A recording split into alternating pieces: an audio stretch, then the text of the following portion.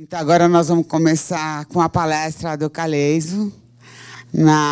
Todo mundo conhece, né?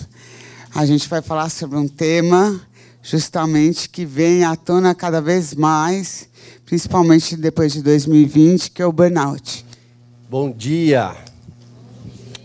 Eu escolhi veterinária pela mesma razão que cada um de vocês. Esse garotinho aí sou eu. Sei que invejosos vão dizer que a imagem está escurecida por causa de ser antiga, mas não é. Eu que mandei, usei um filtro para ficar um pouco mais charmoso. Amor aos animais. Uma infância repleta de animal, dentro de casa, férias em hotéis fazenda, sempre perto de animal, resgatando animal, e aí eu fui fazer veterinária. Quem aqui escolheu o veterinário pela mesma razão que eu, levanta a mão. Pois é, 99%, fora os 1% que não tiveram coragem de levantar a mão, mas é 100% dos casos é isso. E aí, eu estudei no ensino médio, cansei de ser um aluno mediano, me lembro que daí entrei para o cursinho pré-vestibular, e aí eu queria ser alguém, eu queria provar para mim mesmo que eu podia ser melhor do que aquilo. Eu era um nadador mediano, eu era um estudante mediano. Falei, não, quero entrar numa escola pública. Comecei a estudar feito louco. Negligenciei um monte de coisa da minha vida, de sono de qualidade, de férias, de saída, de lazer e tudo mais. Eu me lembro que uma vez meu pai me chamou para conversar. Meu pai era muito do diálogo. O que está acontecendo? Sua mãe está falando que você está muito nervoso. Estou estudando para caralho, quero passar numa faculdade pública, mas não precisa disso. Se acalma um pouco. Mas eu não ouvi o conselho dele. Só que na época eu tinha 17 anos, o corpinho aguentava. Aí eu passei numa faculdade pública, fui estudar, comecei a me apaixonar por cardio. Numa época que não tinha pós-graduação, então se queria fazer alguma coisa diferente, você tinha que estudar por conta, e eu comecei estudando por conta. Daí, para resumir, desdramatizar, me formei, comecei a trabalhar com cardio. Eu sou do Vale do Paraíba, ali perto de São José dos Campos. Me tornei referência na região, colegas mais renomados e tudo começaram a me pedir serviço de cardio, avaliação cardíaca, coisa que não se falava. A gente está falando de quase 30 anos atrás. E as coisas começaram a dar certo. Daí fui aprender a fazer eco, ninguém ensinava, tinham 2 pessoas que faziam só, mas como elas tinham aprendido a duras penas, então não podiam passar conhecimento e formar a concorrência. Fui aprender sozinho também. E assim as coisas foram dando certo. Foi ficando tudo muito legal. Até que 7 longos anos atendendo e sem perceber de fato que eu gostava mais de explicar do que de atender. E ouvindo alguns clientes, como você explica bem sua didática, você tem mestrado, você devia dar aula e não sei o quê. Até que um dia bateu um clique e falei, tá bom, vou procurar mestrado, e vim aqui para o INCOR. Até estar aqui hoje me remete a uma fase muito legal da minha vida. Daí fiz mestrado, defendi o doutorado. Aqui, não sei se aqui. Esse é o dia da minha defesa do doutorado, foi muito legal. Daí comecei a dar aula. E aí encontrei meu lugar no mundo. Comecei a dar aula no Brasil inteiro, comecei a receber um monte de convite de norte a sul. Então a logística era assim, sexta-feira viaja, pega avião, dá aula, curso de pós-graduação, de aprimoramento, congresso, volta no domingo, dorme, segunda-feira clínica e vamos que vamos.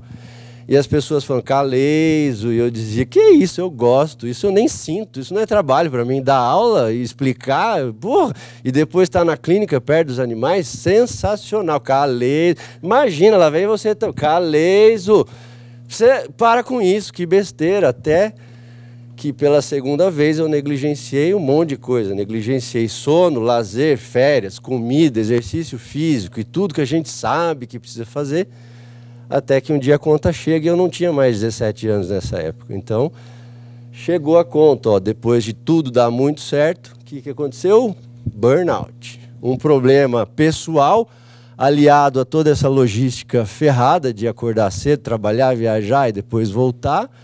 Burnout. Daí você sente o quê? Esgotamento, você não aguenta mais, você fica cansado, você quer largar, você não vê razão para as coisas. Por que eu estou fazendo tudo isso? O que vai ser de mim daqui 10 anos? Não tenho reconhecimento. Daí você começa a questionar uma série de coisas. E se você acha que isso é só com a gente, que é de país subdesenvolvido, engano seu. Tem esse trabalho do Acvin de 2018, ó. Portanto, relativamente recente, onde eles foram investigar e conversar, fazer uma pesquisa com veterinários da América do Norte, portanto, não só dos Estados Unidos, mas de outros países desenvolvidos também daquela região, para fazer uma pesquisa. Então eram veterinários, tinham veterinários autônomos da área comercial, enfim, de todas as áreas que tinham pós-graduação, não tinham pós-graduação, trabalhavam com clínica, trabalhavam em hospital. E eles foram fazer algumas perguntas para entender como é que era lidar com esses conflitos éticos, conflitos morais, conflitos com outros colegas, com diagnósticos difíceis e tudo mais que esses caras tinham. Então eles elaboraram uma série de questionários, eu vou tentar ser breve aqui, mas veja se encaixa na sua realidade.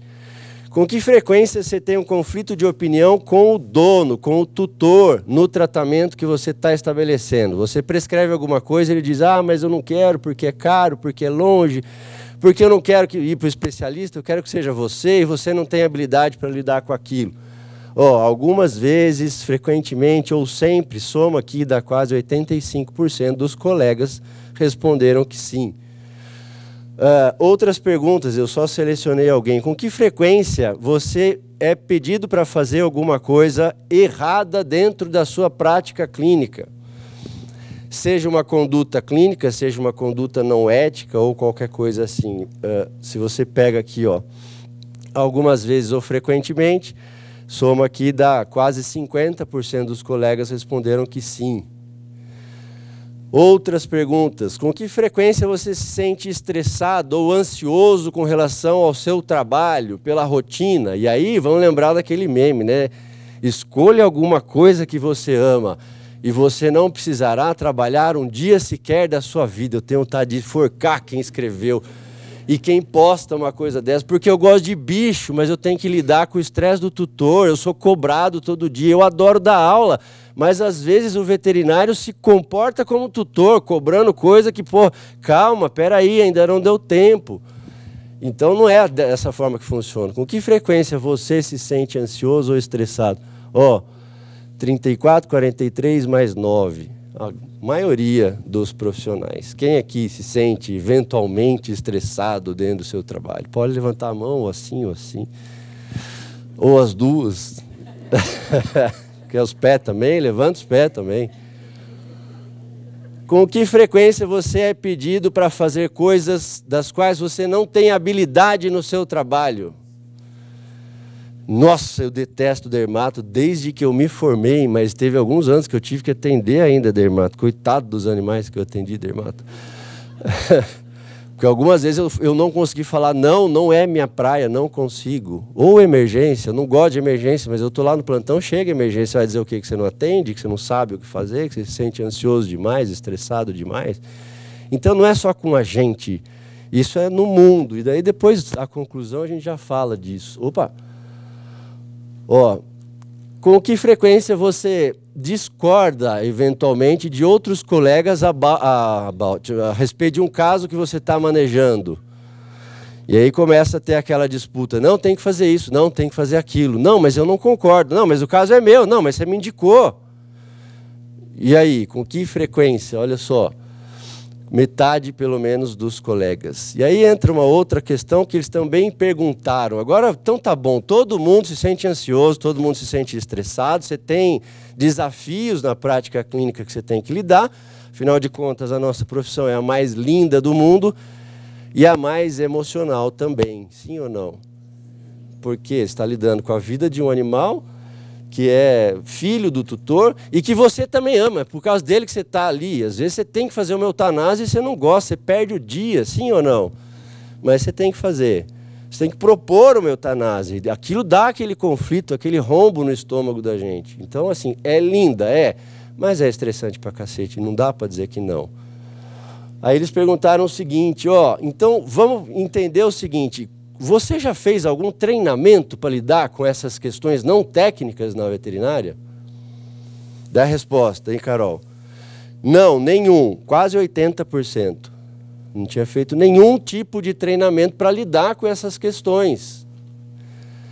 Um treinamento básico, em torno de 1 a 5 horas, 18%. E um treinamento um pouco maior, com mais de 5 horas, 3%.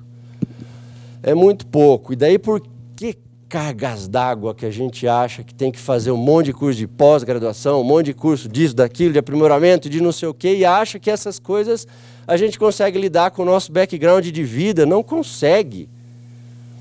Não consegue, porque diante de você está outro ser humano, com outras necessidades emocionais, e você tem, por princípio, que cuidar dele também. Porque, ao contrário do que muitos dos nossos colegas acham, o nosso propósito não é cuidar apenas do animal. E quando eu digo apenas, eu não estou minimizando, muito pelo contrário, eu só estou te dizendo que se o tutor não concordar, nem o animal vai receber o melhor tratamento, a melhor medicação, o melhor exame e tudo mais. Então, você está lidando com outra pessoa. E aí fica uma questão. Aí foi isso que eu senti. Esse estadiamento talvez esteja até um pouco atrasado na literatura, mas não, é mais para a gente se situar, para você ver, quem sabe isto te ajude também. O estágio 1 no burnout, irritabilidade constante, ansiedade, picos hipertensivos, que às vezes você nem sabe que você tem, porque você não coloca mapa, certo? Como é que você vai saber que você tem um pico hipertensivo no momento de estresse? Esses dias um colega renomado estava dando curso, palestra, viajando, e me ligou, me mandou mensagem apavorado. Cara, me ajuda aqui, eu estou sentindo umas coisas no coração, não sei o quê. Falei, deve ser extracístole, está acontecendo isso. E é isso aí mesmo, é extracístole. Aí dei umas recomendações. Falei, tosse com força. Ele falou, quando eu tosso, melhoro. Falei, então deve ser isso mesmo. Roda um eletro aí numa clínica veterinária, porque era domingo, e aí me manda. Um colega conhecido de uma área. Quantos de nós, por conta disso? Palpitações, arritmias, dificuldade de concentração, alterações gastroentéricas. Daí a gente vai para o estadiamento 2, quando a gente está poupando energia para os momentos de estresse. Então a gente começa assim, chegar atrasado para o trabalho.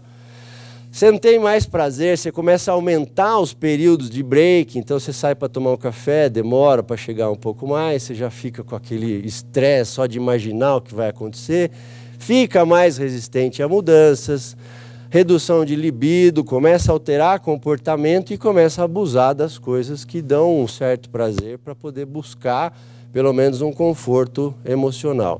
Ah, mas isso é do dia a dia, né?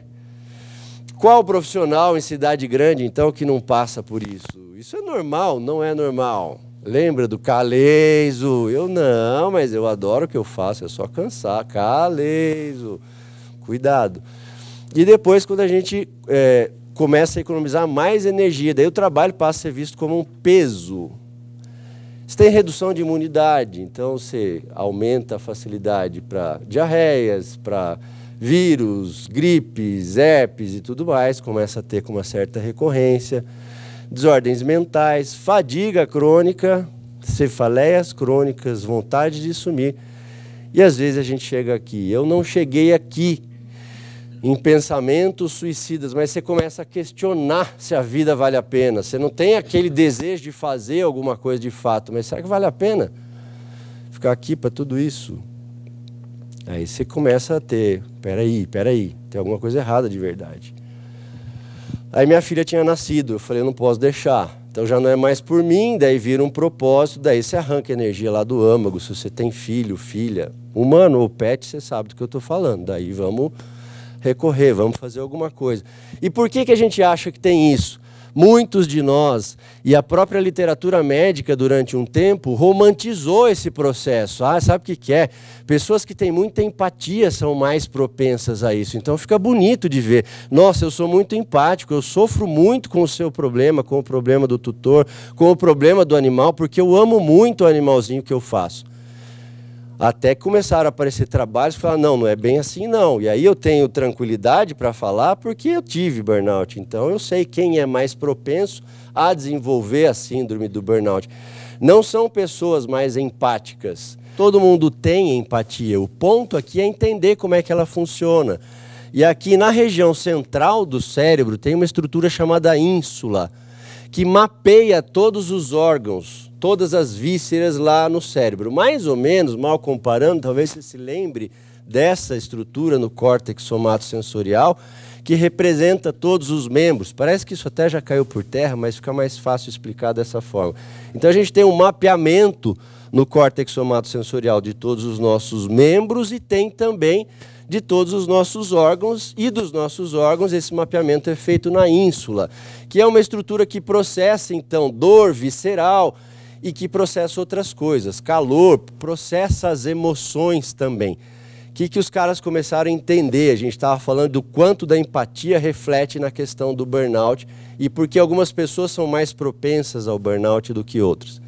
Porque pessoas que têm menos desenvolvida essa região da ínsula, portanto, você tem menos percepção das suas próprias vísceras, e daí uma assinatura emocional dita pelo Daniel Goleman, que é o primeiro autor que fala de inteligência emocional, se você consegue prestar atenção nos batimentos do seu coração quando você está quietinho, e você pode fazer o teste depois em casa, a gente não vai fazer agora por uma questão de tempo, de você parar e perceber se você consegue sentir o seu coração.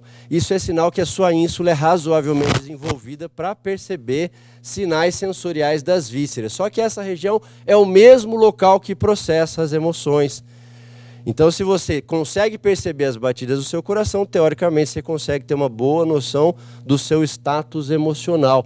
O que eles perceberam através de estudos? Que pessoas que têm a ínsula menos regulada ou menos desenvolvida, portanto, processam menos emoções, as próprias emoções, têm mais suscetibilidade ao burnout. Portanto, essa história romantizada de que eu sofro muito com o meu paciente, eu sofro muito com o meu cliente, por isso eu desenvolvi burnout, isso é poético, mas não é real.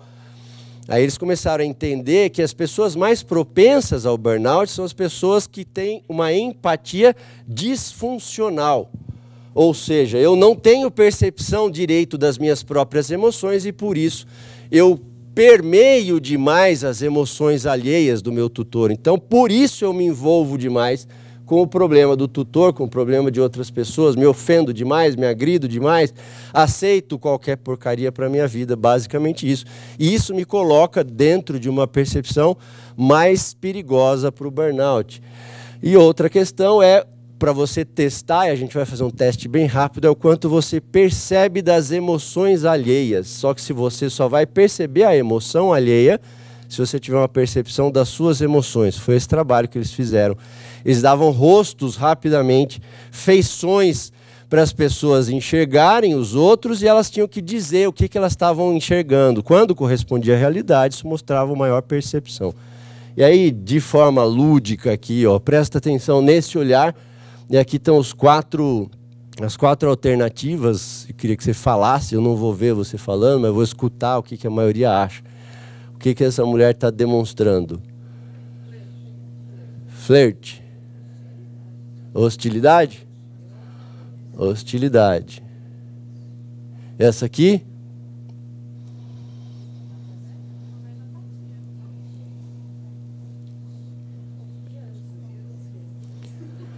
E esse aqui?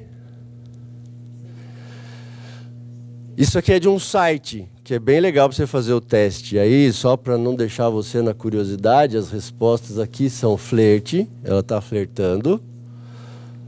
Essa segunda, confiança. E o terceiro, seriedade. Daí fica uma reflexão bem provocativa. Como é que eu percebo que o gato está bravo e não vai deixar eu examinar? Ela falou alguma coisa, foi isso? Como é que eu percebo que o labrador vai deixar eu examinar? Ou que o cachorro está com medo e por isso ele pode me morder? A gente desenvolve um treinamento bem grande para os nossos pacientes e a gente esquece de olhar para o tutor. Isso eu posso falar com a máxima tranquilidade, por causa dos treinamentos que eu dou em hospitais veterinários. E eu percebo isso dia a dia, especialmente essa geração mais nova, que se relaciona mais por internet e tudo mais. A gente não foca no tutor, no outro ser humano semelhante a nós. E aí eu não consigo perceber a emoção dele. Muitas vezes eu acabo deixando, inclusive, de fazer uma prescrição, porque eu não percebo que o tutor não está confiando em mim. Mas no gato, no papagaio e nos animais, que é o nosso amor, o nosso objeto de amor, a gente sabe certinho se ele vai morder, se não vai morder. A gente treina rapidamente isso. E quando a gente fala de empatia, ela é só o terceiro pilar da inteligência emocional, mas ela depende de outros dois, autoconhecimento e autogerenciamento. É só quando eu desenvolvo esses dois primeiros pilares, entendo o que eu estou sentindo, gerencio o que eu estou sentindo, daí eu consigo olhar para o outro e entender o que ele está sentindo. Não adianta focar direto aqui. Por isso eu disse que eu tinha tranquilidade de dizer que eu tive burnout e que o burnout é mais propenso em pessoas que têm empatia disfuncional. Eu tinha 0 de autoconhecimento. Eu fiquei 7 anos na minha prática clínica até entender que o que me motivava era dar aula. Daí eu voltei para a academia. Se eu tivesse tido treinamento, se eu tivesse tido orientação, ou se eu tivesse desenvolvido isso mais cedo, pô, minha vida tinha sido bem mais tranquila. Porque eu tinha sacado, cara, o seu negócio não é atender, o seu negócio é ensinar. E atender tem que ser o secundário aqui. Então é um processo de vai e vem que vira um círculo. E aí, a partir disso, a gente olha para a nossa escala de necessidades humanas, esquecendo a mais básica de sobrevivência, comer para matar fome, ligar o ar para ter conforto térmico, transar para gozar, não é disso que eu estou falando? A gente tem 4 níveis de necessidade, são os que estão em preto. E para cada nível de necessidade existe uma energia reciclável que sustenta essa necessidade. Então, a primeira necessidade de sustentabilidade é a energia física. E daí eu sei que eu vou chover no molhado com alguns de vocês aqui, mas vale a pena, porque sempre tem alguém que vai falar, puta, valeu a pena você chamar a atenção porque eu estava negligenciando aquilo, coisa que eu fiz 2 vezes na minha vida. Então, você coloca energia de baixa potência, de alta potência, ativo e passivo. Como é que você está neste quadrante aqui, em termos de descansos regulares, soneca, meditação, sono de qualidade e férias? Por isso a gente começou a nossa conversa com uma meditação, que muita gente me diz, eu não consigo. Consegue, porque meditar é justamente pensar, focar o teu pensamento em alguma coisa, perceber que ele voou e trazer ele de volta. Aí eu percebo que ele voou de novo, eu trago ele de volta, eu estou ligando e desligando disjuntores, sinapses mentais, que estão me ativando a ficar atento ao momento presente. Reduz drasticamente a ansiedade se você fizer isso todos os dias. Se você não cuidar deste quadrante aqui, daí eu não vou pedir para vocês levantarem a mão, vocês que não estão cuidando, eu só peço para você dar um beliscão na sua outra mão aqui, tipo assim, eu estou negligenciando, teu corpo vem para cá. Ele começa a aumentar a necessidade dessas outras questões aqui. Aí é um processo que é básico para todo mundo. Isso não sou eu que estou falando, isso é de estudo de um psicólogo que implantou um projeto chamado The Energy Project em indústrias multinacionais nos Estados Unidos, gigantesco, onde ele aumentou a produtividade, focando nessas necessidades. Quando eu olho para cá, a energia de alta, o octanagem ativa, eu olho. Você cuida da sua alimentação? Se eu perguntar assim, quem aqui faz escreve no domingo o que eu vou comer, segunda, terça, quarta, quinta, sexta e sábado, levanta a mão, eu sei que pouquíssimos vão levantar a mão. A maioria, na hora do almoço, vai para o self-service, ou leva alguma coisa lá, e daí, na fome, o teu corpo vai pedir o quê? Gordura, fritura, porque reserva energia para você. E a gente não cuida e negligencia. A não ser quem malha, quem é mais focado em treinamento, e daí já leva lá batata doce, com um pouquinho de macarrão, com um pouquinho de proteína e tudo mais. Mas minimamente a gente tem que tomar cuidado disso aqui, porque se eu não tomo cuidado disso aqui, o corpo pede isso aqui. Libera mais cortisol e tudo mais. Ai, parece besteira isso, né? Não acredito. Domingo de manhã você veio aqui falar disso. Vim, porque não é só disso. Isso é só o primeiro pilar da escala de necessidade. A gente vai para outra, que é a escala de segurança. E qual é a energia reciclável que me dá segurança? Energia emocional. E a nossa profissão é muito emocional. E para explicar isso, eu tenho que entrar nessa figura e pedir a sua atenção máxima agora, que é para entender como é o nosso processo de decisão. Isso mudou a minha vida quando eu entendi, abriu um mar azul na minha cabeça. Tudo que você capta do meio externo pelos 5 sentidos, visão, audição, olfato, tato e paladar, ou que você pensa, vai para o tálamo, aquela região central ali do cérebro, que decodifica essas informações em impulsos elétricos e envia essas informações para 2 locais.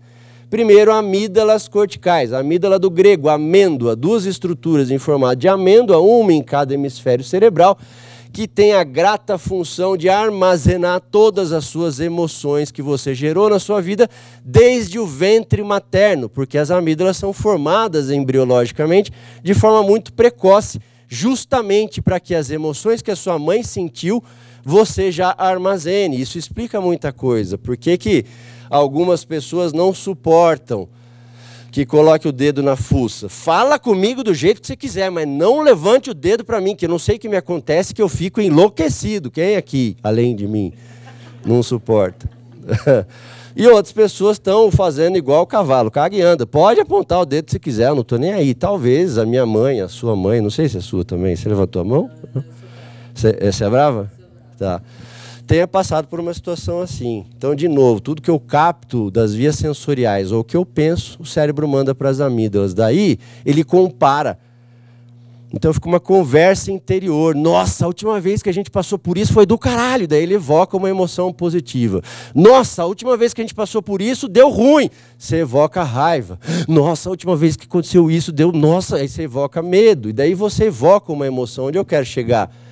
Que você decide emocionalmente antes de deliberar racionalmente. Porque depois que o tálamo enviou essa informação para as amígdalas, é que ele vai enviar para o córtex. Daí você vai parar e pensar, se eu faço pós disso ou daquilo? Será que eu trabalho por conta ou eu vou trabalhar para alguém? Será que eu presto serviço aqui? Caso eu compro uma bicicleta, aí é que você, mas emocionalmente você já sabe o que fazer. Porque você já comparou. Quanto você usa de furosemida no edema pulmonar? 3 miligramas por quilo. Por quê? Porque eu não posso usar muito, senão ferra o rim do cachorro. Mentira, você usou 3 alguma vez, funcionou. E aí, você, pela confiança, você continua. O outro fala, não, com 3 não adianta nada.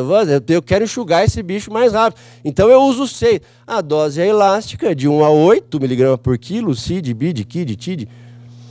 Você decide a partir da sua confiança. É assim com tudo. Então, entendendo que eu decido a partir da minha emoção. Se eu não sei que porra é essa que eu estou sentindo, se eu não dou nome para isso, e vou falar, a gente confunde as emoções, isso faz parte da natureza, a gente confunde medo com raiva muitas vezes. Já viram na natureza animais que diante de predador maiores, mais violentos e mais rápidos, soltam um cheiro ruim, ou viram parecendo um amedrontador, mudam de cor? É isso, confundir medo com raiva. Você também faz isso. Quer ver quando? Quando tem alguém no WhatsApp, você está vendo que está online, você está chamando a pessoa, está, porra, você não está vendo que eu estou aqui? Hã? E cliente que faz isso com a gente, o que que é isso? Medo de rejeição. Mas como é que eu expresso isso? Raiva. E a gente confunde a emoção. Ansiedade. Qual que é a diferença de ansiedade e medo? Qual a diferença de raiva com medo? Preocupação. São coisas diferentes. E se eu não tenho noção do que eu sinto, como é que eu gerencio? Autoconhecimento, autogerenciamento. Para tomar as minhas decisões. Se eu não tenho conhecimento, se eu não gerencio, como é que eu desenvolvo empatia e olho para a emoção do outro, do cliente, no caso, do tutor? Não dá. E aí, quando a gente vem para cá, então, 4 quadrantes, emoções negativas e positivas, altas ou baixas. Começando por aqui, emoções de renovação, relaxamento, receptividade, alívio, serenidade, amor, ternura, gratidão, confiança ou fé. São emoções de baixa intensidade, porém positivas. Quanto dessas emoções você tem evocado no seu dia a dia? E eu te garanto que você vai dizer, não sei. Porque é automático, está num plano subconsciente, abaixo do córtex. A gente não sabe quanto no dia que eu evoco isso. Subindo para emoções positivas e de alta intensidade, motivação, performance, otimismo. O que te deixa motivado? O que te dá tesão de fazer? O que você faria mesmo se fosse de graça? Qual momento do seu dia você gosta mais, que evoca aquela emoção que é do caralho, que é super legal? A gente muitas vezes não sabe. Eu levei 7 anos para entender. Eu sentava com o tutor e não percebia que era o meu orgasmo ali explicar. Uma vez eu expliquei para uma senhorinha o PQRST do eletro, juro por Deus. A mulher falou assim, doutor, sua explicação é linda. Não, é verdade esse bilhete. Mas o senhor vai deixar o meu cachorro morrer e vai ficar me explicando aqui ou o senhor vai atender ele? E aí que eu comecei a falar, nossa, é mais legal explicar para ela do que atender. 7 longos anos. E você, o que te deixa aqui? Você tem que fazer isso, é compromisso com você. Sabe por quê? Porque se você não cuida de você com compromisso aqui, você vai invariavelmente evocar essas emoções, porque elas vêm naturalmente, porque elas vêm do plano de sobrevivência de 70 mil anos atrás. 6 mil de nós estavam lá, tinha tudo para dar merda, tinha muita gente mais forte, mais rápida, mais violenta para matar a gente. Como é que a gente conseguiu sobreviver? Além de desenvolver a empatia, que foi uma das estratégias, a outra estratégia foi desenvolver medo. Você é mais forte do que eu, mais rápida, mais violenta. Não dá para eu ficar levando algum tempo para levar um lero com você e falar, peraí, minha família... Não! Corre, vaza, medo. E como é que eu desenvolvo rapidez para ir atrás da presa? Desenvolvendo raiva, que é a emoção que me gera energia. E o cérebro trouxe esta... estratégia até hoje. Diferença é que naquela época o risco era real, de morte. Hoje o risco é virtual. Um tutor que fale mal de mim, um colega que não tenha ética contra mim, salvo exceções, mas a estratégia continua igual. Então você vai desenvolver essas emoções. Quando o tutor te cobra além do que você pode entregar, quando o animal não melhora, quando algum colega não está no bom dia e diz coisa que você não gosta, e etc. E se você não cuida, daí você vem para cá, para esse outro quadrante. Só prestando atenção nisso é que você começa a abrir um mar. Fala, pera um pouquinho então. Então como é que eu faço para evocar essas emoções? Ações. Não sei o que funciona para você. O que te deixa calmo? O que te deixa otimista? O que te deixa motivado? Comece a prestar atenção e assumir um compromisso. Por exemplo, eu fiquei com ódio da Netflix porque eles tiraram Friends, porque era um plano de ação meu. Toda noite eu ia assistir um episódio de Friends. Por quê? Porque eu adoro aquela besteira. Eu rio, eu sei de cor as falas, mas mesmo eu já rio antecipado. Ele vai falar aquilo. Por quê? Porque me dava aqui, ó, me colocava neste quadrante emocional. Porque isso me prepara para momentos de estresse. Você pode achar que é besteira, mas é assim que funciona. E aí, depois que você focou aqui, é que você vai focar para cá. Autoexpressão. E daí você vai entender o que é foco. A gente acha que foco é sentar, ficar lendo um paper, aprender uma técnica nova. Não, eu estou focado aqui. Não é só isso que é foco, muito pelo contrário. O foco depende das emoções que você evoca. Então, quando você evoca a emoção da zona de renovação, você vem para cá e evoca o foco contextual, criativo, otimista. Sabe aquelas ideias que surgem do nada e você resolve um puta problema? E às vezes tem gente que é tão bom nisso que resolve um problema da humanidade e fica milionário, porque evoca essas emoções. Foco depende da emoção. Eu vou te explicar por quê. Se você está nesse quadrante emocional, daí sim você consegue parar para ler um paper, parar para aprender uma técnica cirúrgica, parar para aprender uma pós-graduação, porque daí você fica focado, isso depende da sua emoção. E eu tenho certeza que você sabe que se você está nesse quadrante emocional, é quando você fica, puta, toda hora, você até tenta, mas não dá.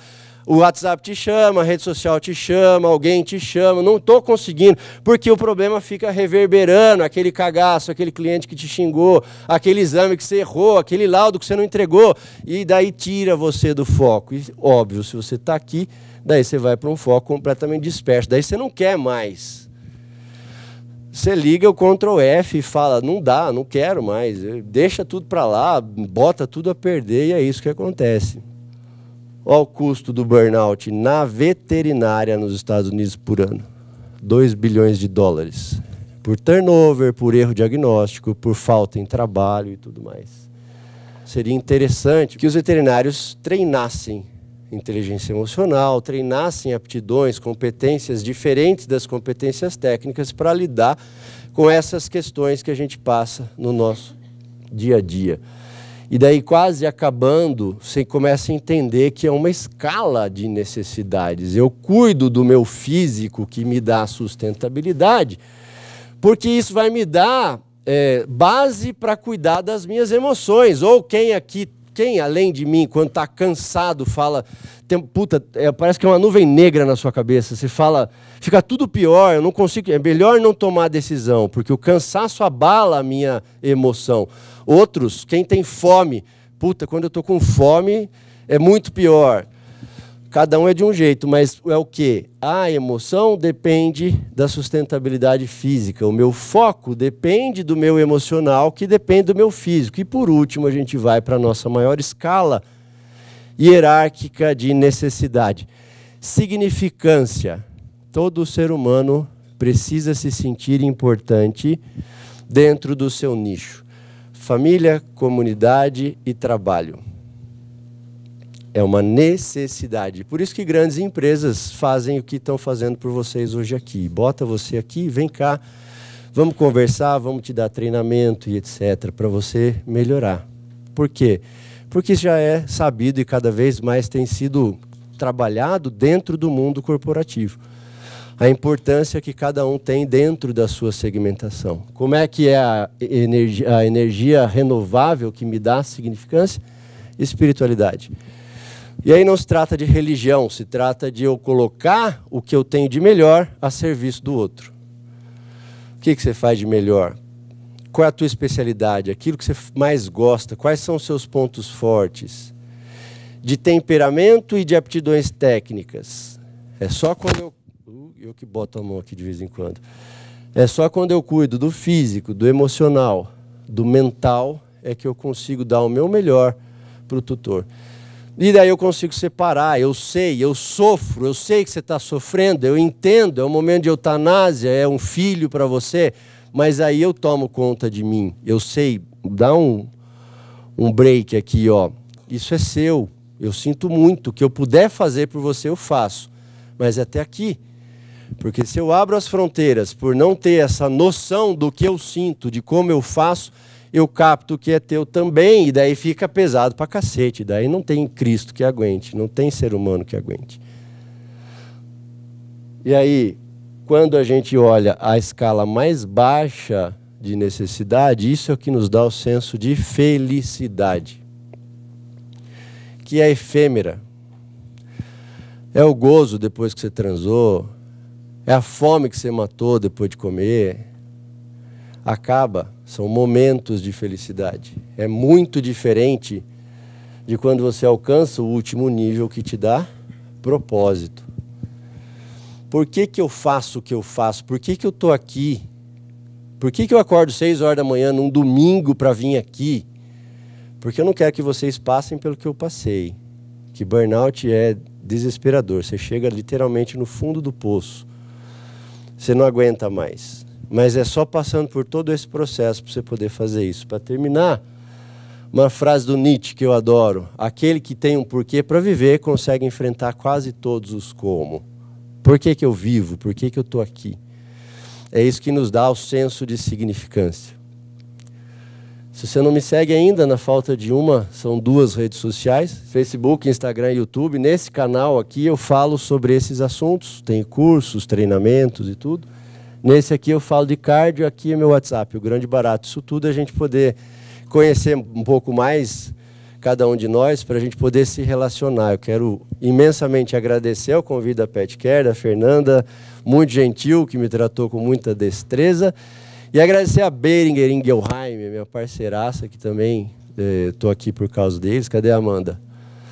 Meu abraço para todas de vocês, que eu gosto muito, tenho um amor muito grande. E por cada um de vocês que prestou atenção. Eu acho que eu terminei no horário, não terminei, Fernanda? Chance para 3 perguntas agora? Tem alguém? Eu gostaria de saber como que você superou o burnout.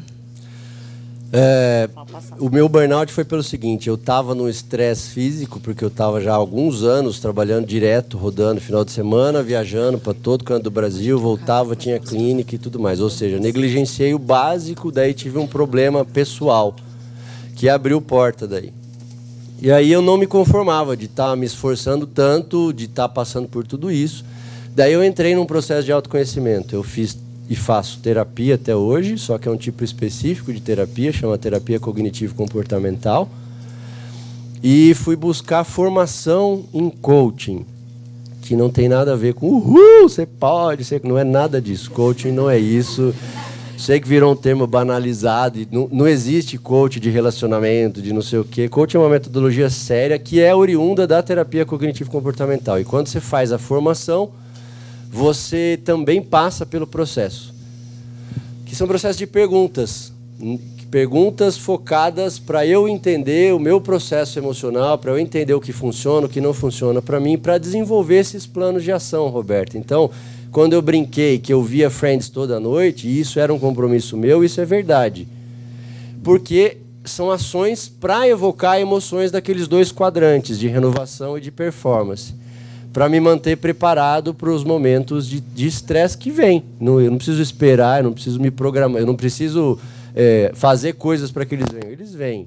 O ambiente interfere muito com a gente.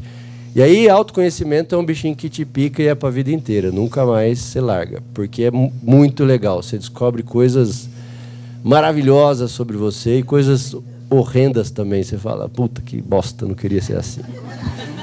Obrigada.